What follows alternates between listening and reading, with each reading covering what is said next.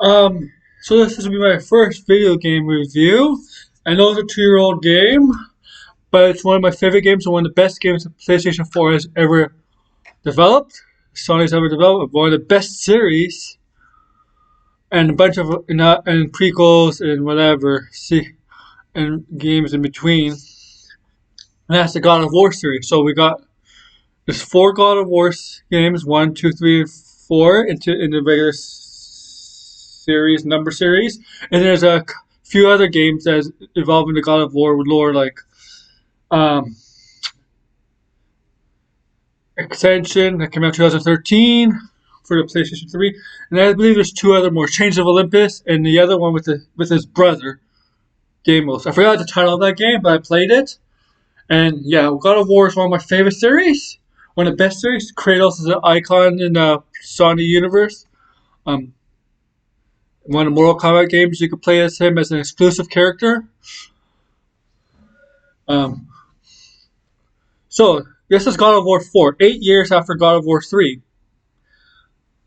Because God of War 3 came out, I believe, in 2010, right? 2010, I think. So with this game, you find Kratos. Yeah, if Kratos is alive and well, and he has moved on, and you find him in Midgard. Okay, Earth, Midgard. Now into the Viking lore with Thor, Odin, Loki, um, those type of gods in Viking lore, right? So now he has a son. In his previous life in Greece, he had a daughter and a wife. Remember? They got tricked into killing by Ares. That made him known as the Ghost of Sparta, and he has to live with that. Wanted to get his memories erased, but they wouldn't let him erase his memories. Turn him down the path of madness. Wants revenge on the gods. Yeah, so in here he has a son. In the beginning of the game, his wife in this game passed away. So what they want to do is at top of a certain mountain where his wife is from. I believe she's a part of a race of giants, even though we don't see her, but I don't think she's a giant, but she's a race of giants. And she wanted to be buried where her people are from, at the top of a high mountain. The whole game is basically to try to get the not buried, but her ashes poured over the mountain that where she wanted her ashes to be poured. But and all Kratos is in all God of War games. Always trouble along the way. You find that there's a certain god, Baldur, son of Freya, or Frigga and Odin. He can't feel pain. He can't eat. He can't. Yeah, he can't eat. He can't feel pain. He can't even die. Uh, and it's a curse. He sees it as a curse, but to his mother sees it as a doesn't see it as a curse because she cares for him, right? At the ending, if you play the game at the ending, you see what happens. So so if you play this game, it's a journey throughout the Viking lore. You go to hell, but you don't fight Hela. Um, you fight Baldur. You fight the nephews of Thor. I forgot what their names are. Atreyu is it Atreyu? Atreyu is his son's name. He doesn't know that his father is a half god.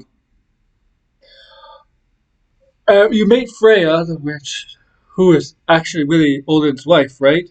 But we don't know that until later on in the game. She takes care of Kratos, and she knows who Kratos really is.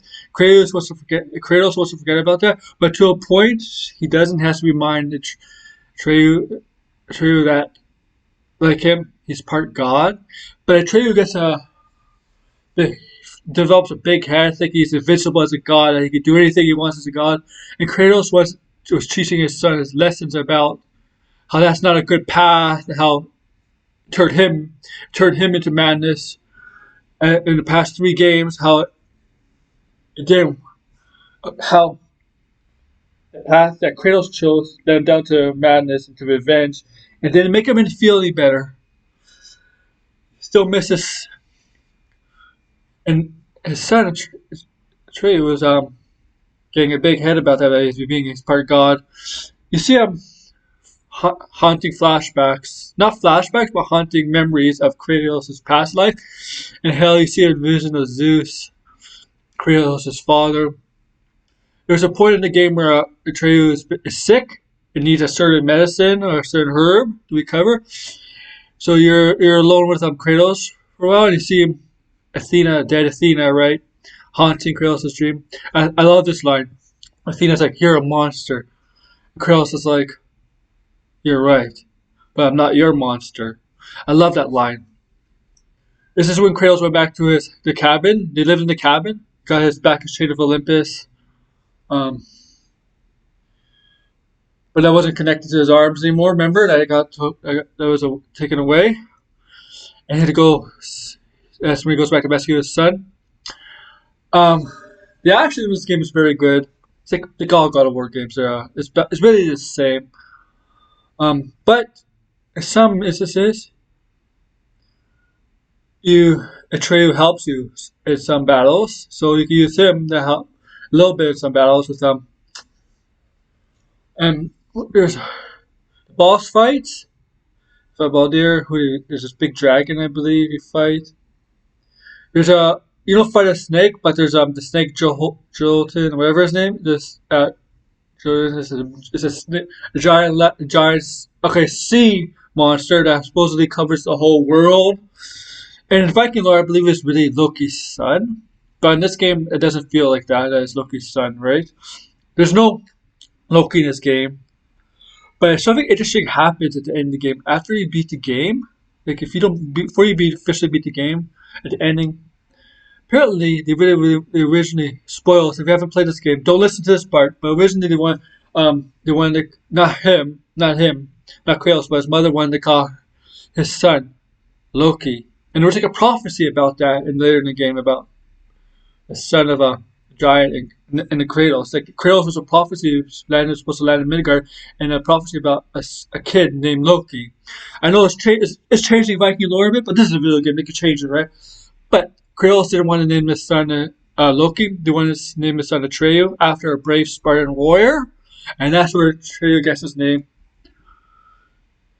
Name from. So yeah, once you kill the cousins, you kill Baldir. Like Freya was your ally, but until she loves Baldir, but Baldir wanted to kill his mother, and his mother wanted to death. But Kratos didn't want to kill Baldir. And he's like, no, it doesn't make the pain go away. But he had no choice but to kill Baldir.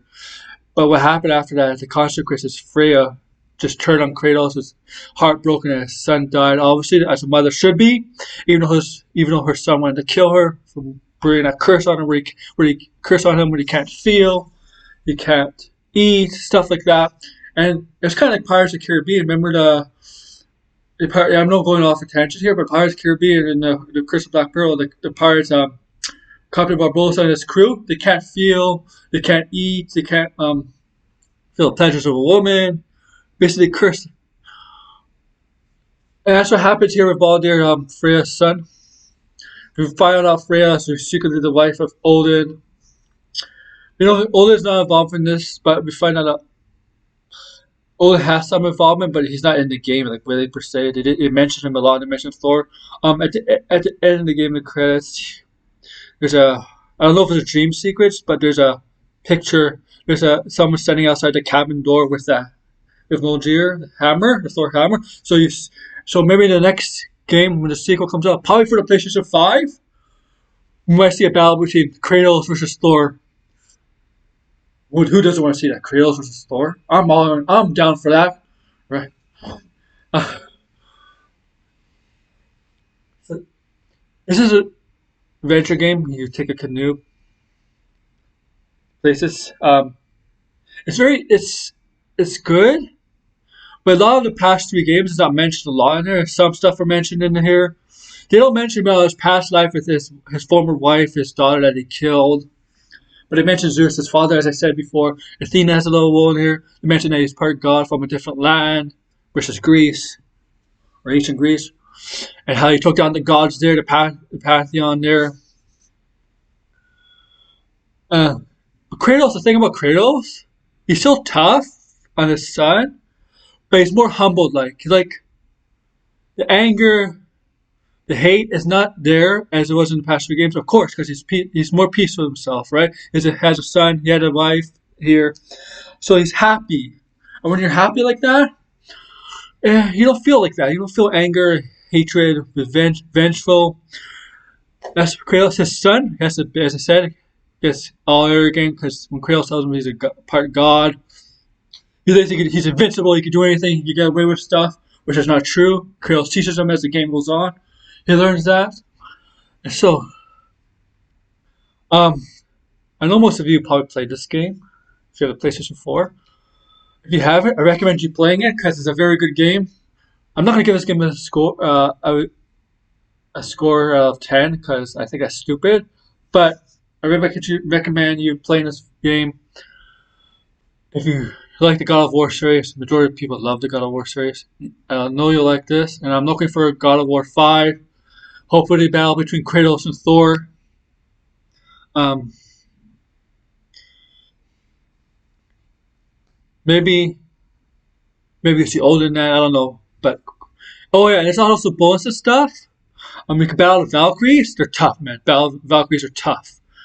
Warrior woman, right? Yeah, they're tough. The Valkyries. Some of them are easier. Some of them, but most of them are hard. So with that, this is my review. Hope you enjoy. Like, comment, subscribe. Thank you.